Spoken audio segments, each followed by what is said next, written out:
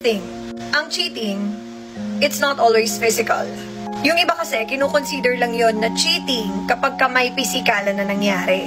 Either nakipagkita sa iba, nakipaghalikan, or may nangyari sa kanila. Yung iba nakikipag-video chat, or just simply nakikipag-chat ng merong mali siya. Hindi lang yon ang tinatawag na cheating.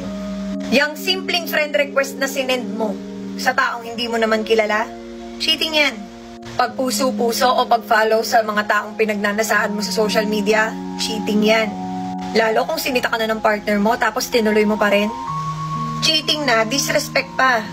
Yang convo na binura at tinago mo, cheating yan. Yung pakikipag-engage mo sa taong alam mo nang hindi komportable yung partner mo o sa taong alam mong may gusto sa'yo, cheating yan. Disrespectful yan. Alam niyo kung ano nakakalungkot? Maraming tao na pinapalagpas lang yung mga ganyan kasi mild pa lang naman daw yan. Ginagaslight yung sarili, hindi naman daw nagkita, hindi naman nagkaroon ng physical affair. Kumbaga, mababaw pa lang naman daw yung nagawa. Meron pang ang nauso na term, yung micro-cheating.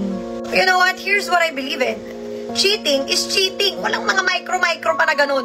The gravity of micro-cheating and physical cheating is just the same. Parehong mabigat, magkasing bigat yan. Parehong damaging, no, sa mga taong nagmamahal sa inyo. Yang mga maliliit na act of cheating na kinoconsider ninyo, habang tumatagal, lumalaki yan. At habang natotolerate yan, mas lalong nagkakaroon ng lakas ng loob ang mga yan na gumawa ng mas malalang katarantaduhan sa inyo. Akala nyo ba, the more na pinatawad nyo ng pinatawad yung mga yan, mas lalo nila kayong minamahal? Kala nyo, mas lalo nilang makikita yung worth nyo kasi maiisip nila, ay, pinatawad ako nito. Grabe yung sakripisyo nito sa akin. Ibig sabihin, mahal na mahal talaga ako nito kaya magbabago na ako. Hell no. They slowly lose their respect to you.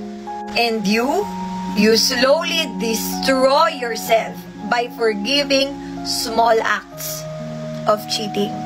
Now, keep this in mind. If you think that you deserve that, then stay. But I am telling you, ikaw ang palaging durog sa huli.